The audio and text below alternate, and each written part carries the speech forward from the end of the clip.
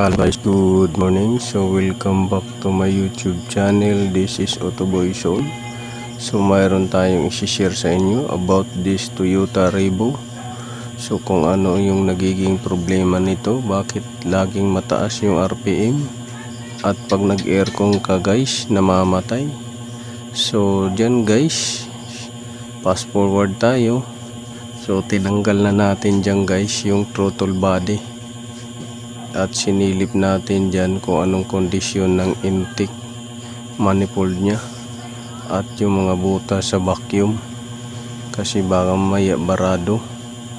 So sinilip natin, medyo madumi lang naman ng konti at hindi naman nagbara, medyo mipot lang naman yung butas. So lilinisin natin para lumaki-laki yung butas nya at makahigop siya ng hangin.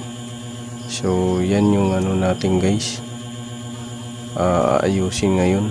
At itong PCB nya at itong map sensor ay ating check din. So fast forward tayo guys, nandito tinanggal na natin. So kung nakikita nyo yan, ay wala nang halos butas sa idle air control valve nya.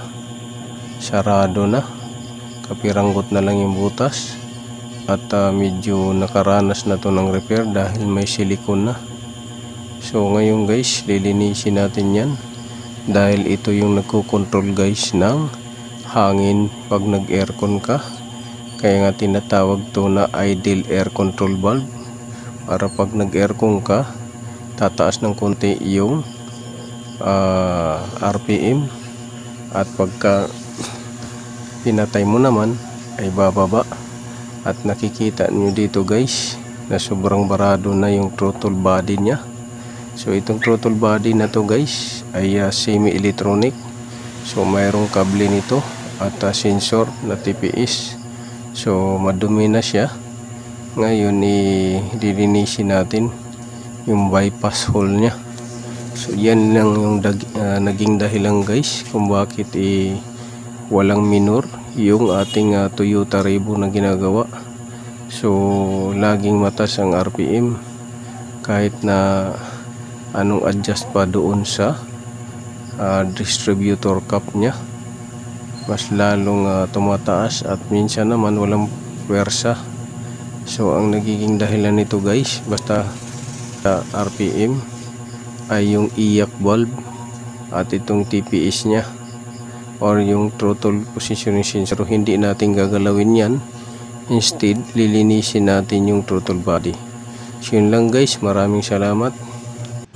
At ito nga guys, yung isang video pa natin na pinapakita sa inyo, stock up.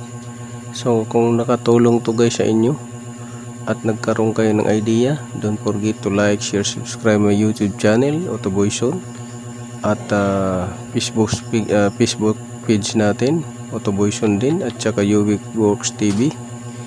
At don't skip my ads guys, para marami pa tayong content na maibibigay sa inyo.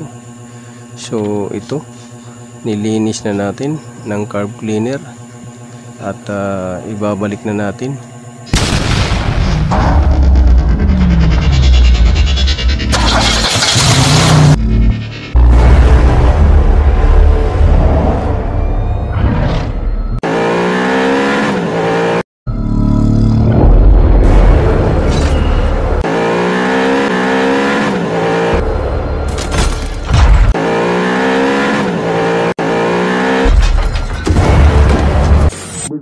Make